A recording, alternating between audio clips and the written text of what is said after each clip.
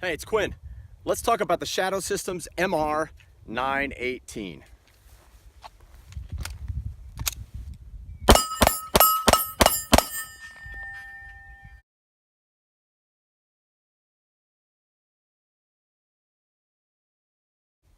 So what is the MR918? Well, MR means multi-roll, 9 means 9mm, and 18 is the year which it was created, 2018. This is, in fact, clear of ammunition and a magazine.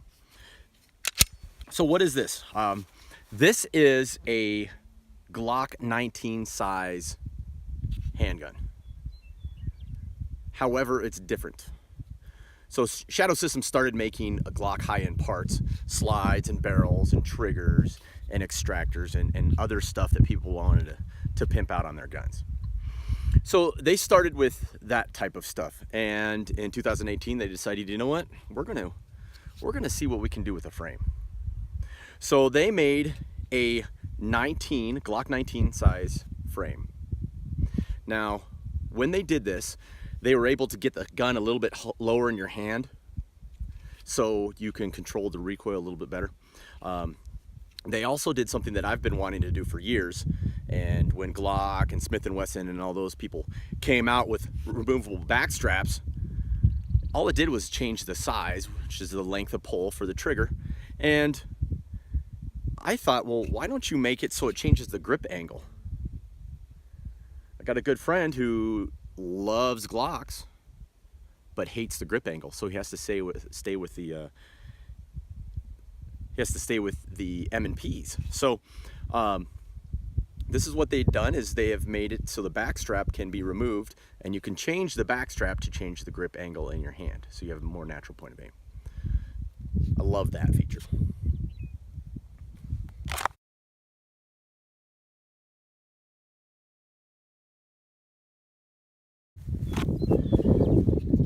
The MR918 also has, from what I could tell, some of the internals are Glock factory. The trigger housing, the trigger bar itself, the ejector. The extractor is Shadow Systems, the slide is Shadow Systems. The barrel is Shadow Systems, the trigger is Shadow Systems. This particular one comes with, this is the Elite version, and it has different slide cuts, and it has the relief inside the slide to help with the recoil impulse. So porting on the sides of the slide. And it comes with the AmeriGlow front sight. I don't want to cover my hand, so you can probably see that a little bit better there. The AmeriGlow front sight, rear sight combination with the black rears. Ever since I started competitive shooting, I've always gone with black rears, even for my duty guns and my EDC guns, because that just pops when you bring that fiber up. Well, they chose to do tritium in this particular model, so it has that big yellow dot and then the tritium on the inside. The slide cuts, they've really thought a lot about these slide cuts. I have always wanted to run the slide from the front, but I can't because I could never get enough purchase. So what they did is, on these serrations, they're up at an angle. They also have serrations on the top. So these are not so egregious that they cut up your hand, but you can run the gun from the front if you have to do an IAD, tap rack, lock it to the rear, and things like that. I love that feature, and I want to start doing that as well. We have a double undercut trigger guard right there to help me get higher. I'm shooting the gun about this high right here, which for me, since this gun sits a little bit lower in your hand, I am constantly on that slide stop lever. So I just know that if I get a click instead of bang, I'm going into the slide lock reload, emergency reload, combat reload, whatever you want to call it, because I'm getting this high on the gun. That is my typical grip. Something I just need to get used to. We have serrations. Not really serrations, but kind of a cobblestone texture that is good for good for concealed carry. The stuff I run, say on my competition guns, is really aggressive stippling and not good for any kind of concealed carry. So this is a muted version of the stippling. They did put stippling on the front of the trigger guard. I don't know why. I don't understand why people do that.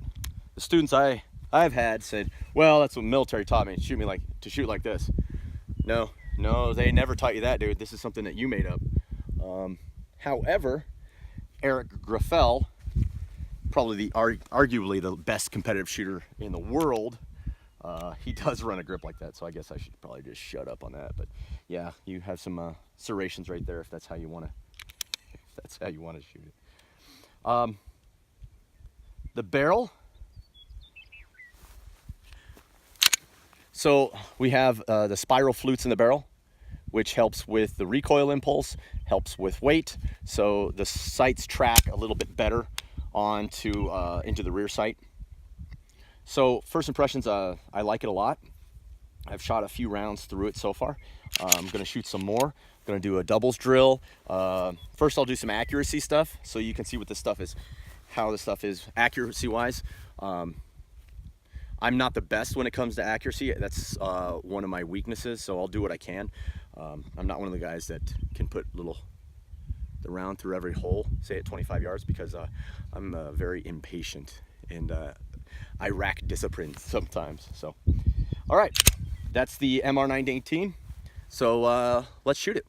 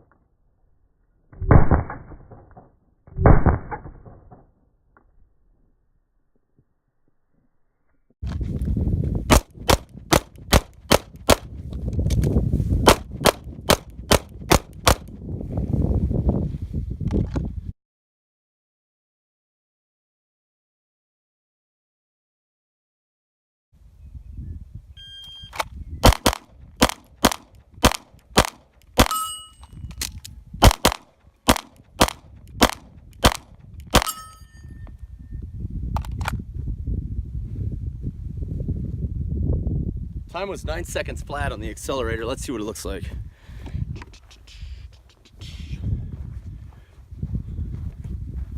I got 1C there.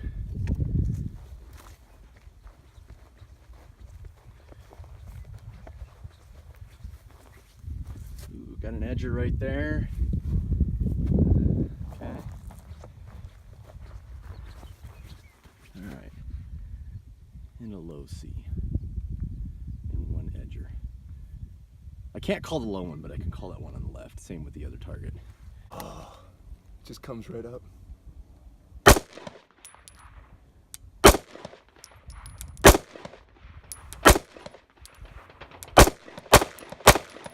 Holy cow.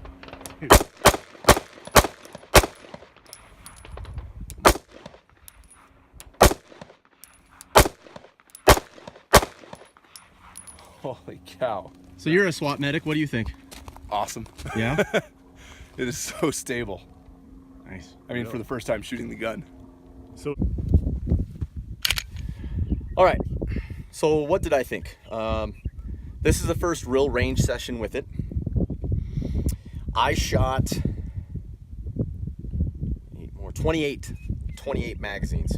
I'd say 15 rounds each. I'm shooting the 17 mags.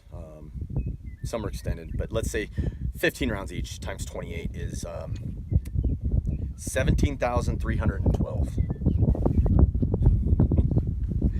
There's 3 people in this world, those who know math and those who don't. So no malfunctions with it. The gun feels, I don't know how to explain the feel of this.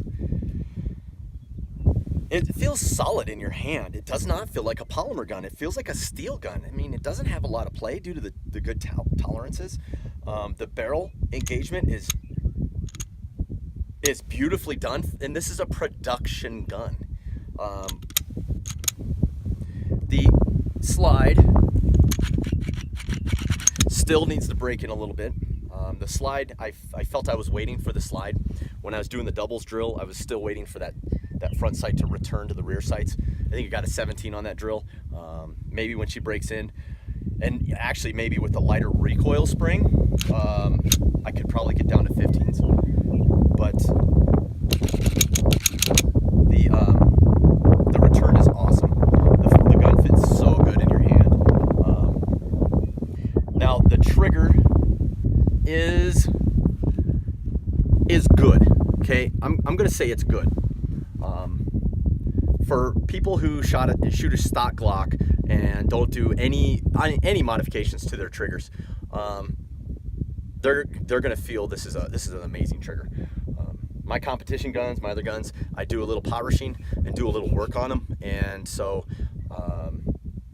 for me, this is I would say a mid-grade trigger. So it's a step up from a Glock, but it's not a custom trigger. But everything else, you're getting a custom gun for a very reasonable price. So here's the trigger. It's a flat face trigger. I press, do this so you can see. I press, cycle, and then good reset right there. Strong pressure wall, little bit of play, and then it breaks. So yeah, you're not gonna get a 1911 type trigger. You can't do that in a polymer striker fire gun. So we've got an upgraded trigger. We've got a barrel that looks really cool with the flutes. We've got the serrations that are not egregious. They're not obnoxious. We've got the same with the stippling. It's reliable. It shoots accurate. It's more accurate than I am. I can shoot it pretty fast. Change that recoil spring. It's gonna shoot even faster. I love it. And I'm a Glock guy. Yes, this is Glock-esque, but it's not. It doesn't have the G-lock word on it. But I'm absolutely sold. And it is made in the United States of America. So that's the first initial impression with the MR918 at the range. I love it. More videos to come on this bad boy. As always, thank you for watching. God bless America.